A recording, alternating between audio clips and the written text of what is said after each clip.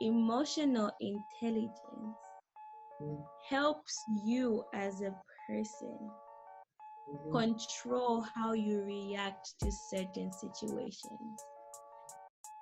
Guys, the prompt is the next thing. If you're not on, get on, okay? Welcome back to the prompt. You're here with Blessing the Great, and we are here to inspire. So today I have a special guest with me. Some may know her for her athleticism or her being a trainer and being an entrepreneur. So Miss Yamfwa, how are you? I'm good. How are you? I'm good. So let's get started. So Okay. we know that you do fitness, right? So what led you Yes, to sir. start doing fitness? Like, where did it all start? Well, it basically started with me being like a high school athlete, and my whole life has basically kind of always revolved around sports. Other than athletics and the gym, just sports in general. I've always been about it. So it basically started when I went to uni and I found myself in the country and a uni that didn't really take sports seriously. Mm-hmm. So I decided to start going to the gym and start training because I always need to keep myself active. I believe that keeping yourself active at least once a day is a very important thing for anybody. Mm-hmm. And basically, that's how it started. I had no other option, and I ended up falling in love with going to the gym. So, yeah. Yeah. So talking about the gym, a lot of people feel like unmotivated. Most especially me. For the past year, I was Yeah. lazy and stuff like that. So what Yeah. advice can you give? Because you have been asked this question a lot. I guess it's the same motivation that makes people get out of bed in the morning, to be honest. I think for me, gym and fitness and keeping myself active as often as possible is something that I feel like I have to do. Mm-hmm. Not even just for the moment, not even just for now. I think for me, it's more about the long term. Going to the gym for me is a way that I can, first of all, add substance to my day. Mm-hmm. I know that if I have the gym today at this time, my day will revolve around that. It allows me to create a schedule. That's the first thing. And I'm one person who likes to kind of have a schedule throughout the day. Mm-hmm. So one thing that does motivate me to go to the gym is, first of all, to kill the extra hours. Yeah. Secondly, to make me feel much better. It helps emotionally, it calms my nerves, gets rid of stress, and obviously it helps me look better. Mm-hmm. So I would obviously say my motivation overall is my long-term goals in terms of A, what I want to look like, B, the life I'm trying to live. I'm trying to live a very healthy lifestyle as much as possible. So that is definitely my motivation. Longevity is my motivation. Uh-huh. So you said you're a former athlete, right? So how Yeah, did that yeah. start? Like how did that come about? Basically, it just kind of happened. Like, I went to so many schools that had, sports and everything, and most of the time sports was compulsory.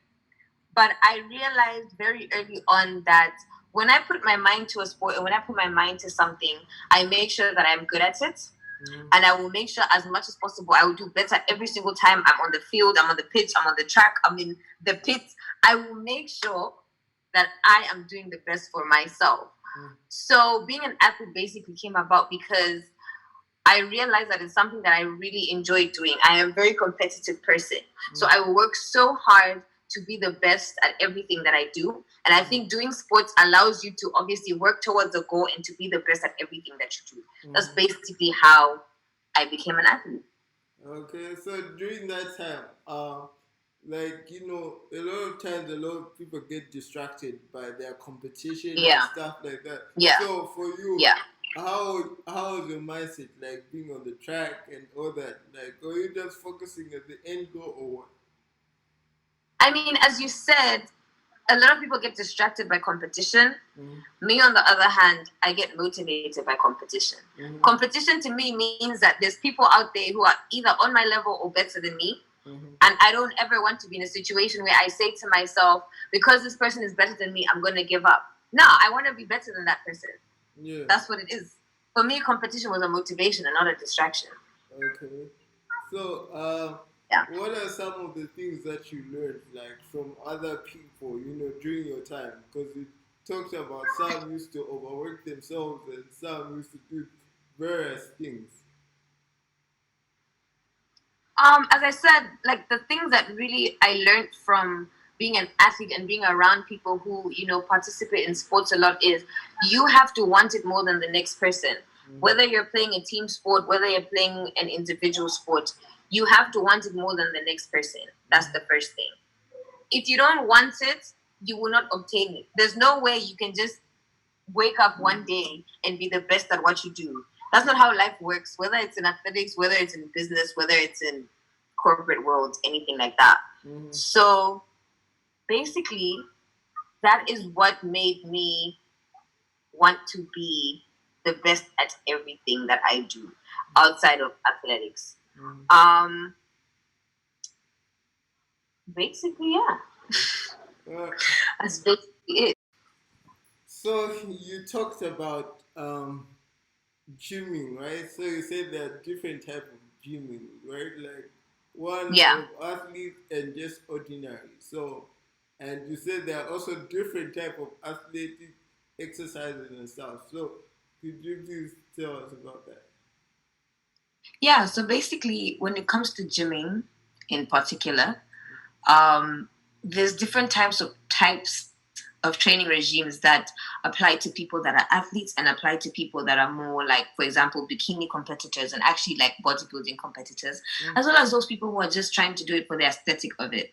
So to break it down is, for example, an athlete, depending on the type of sport that they participate in, may or may not train towards that particular sport because some sports require more muscle mass. So for example, a sprinter would have a different training regime from someone who does long jump, high jump, triple jump, because they need bigger muscles for faster reaction time as compared to a long jumper that more or less needs endurance as well as strength. So the other kinds of different training, for example, strength and endurance is high intensity training, obviously. And so basically gymming really depends on what it is you are doing, the reason that you are doing it, and how your time frame, obviously, because some people you find may have a competition coming up in, let's say, 2 months, and some people may be training long term for a competition, like let's say next year if you don't qualify for the competition this year, right? So how you gym really depends on how much time you have, what you're trying to achieve, and the kind of sport that you participate in, obviously. So yeah, it's basically. All right. So like, let's say for one to, know more about it, like that you do research, right? What made you like want to do research? Because that that's not, what you studied for or something. Yeah. So obviously, as I mentioned in our previous conversation, I did PE as a subject. It wasn't just like PE, like in high school where you just go run and you play football, blah, blah, blah. I did it as a subject. So it's kind of more or less understanding the biology and more or less the chemistry behind sports and everything like that. So what made me start to actually do my research when it comes to fitness and the body in general was, I did PE. That was something that I just chose to do. And I don't like doing things without intention. At the end of the day, it's definitely about your intent. So when you are gymming, and even when I'm training people, I like to make sure that as I'm telling them what to do, I am telling them why they're doing it. So I like to have intention and like to be very well informed, just in case someone asks me a question, just in case someone doesn't necessarily understand why it is I'm making them do what they're doing. I would like to be able to provide them with insightful answers that they can take with them, even when we're not training together. In case they decide to start training on their own, they need to understand the concept behind what they're doing before they can actually do it for themselves and by themselves. So I did my research basically because I wanted people to, when I am talking to them, of course, I wanted them to understand the same way I understand why it is they're doing something that they're doing without them having to just do it because I said so. obviously, if you don't understand the biology and the chemistry behind training, you will not understand the best way to build your muscle, to condition your body, to build endurance, to build strength, all of those things. So it's very important that you understand and you know why it is these things are important and why it is the exercise that you're doing are relevant to what you're trying to achieve at the end of the day. So let's talk about nutrition, right? Like, what does nutrition mean to you? Yeah. Yeah. What does nutrition mean to me? Yeah. Nutrition to me is actually 80% of whatever you're doing. 80% of your training program should be nutrition. Because if you go to the gym, okay, and you leave the gym and afterwards you go to Hungry Lion, but your goal is to lose weight, it won't work. It won't work, unfortunately. I have a lot of people who ask me like, oh, how do I get abs but like still keep my stomach, and how do I lose weight but still still be thick on the side and whatever. You see, you have to understand that everything that you do with regards to your training, everything that you put inside your body is exactly what's going to show on the outside. If you eat unhealthy, you will look unhealthy, unfortunately. However, if you take the time throughout your weeks to eat according to what you're trying to achieve, like I said, I'm going to keep using this word, achieve. If you take the time to eat towards your goals and to eat according to your training program, you understand and you will see the results 100% of the time. Gymming is literally just 20%. Showing up to the gym is this much of your journey, right? And nutrition to me basically means that you are taking what you are doing seriously. You are putting things in your body that are relevant to you getting to where you want to be, whether it's losing weight, whether it's gaining weight, whether it's toning, whether it's gaining muscle. And at every point of your fitness journey, your nutrition will definitely change. As your goals change, your nutrition will change. Your training program can remain the same, but literally the way that you eat will influence and will directly show exactly what you are doing. If you eat well, you will look well. If you don't eat well, then you will not get any results. So it's definitely a fundamental to fitness. It's definitely a fundamental to sports. If you're a vegetarian, you're still going to need your carbs. You're still going to need your protein. You're still going to need your vitamins, vegetables, all of that, right? So when people decide the kind of diet that they're going for, I would really encourage them to understand why it is they're going on the diet and what it is they are trying to get at. What goal are you trying to reach?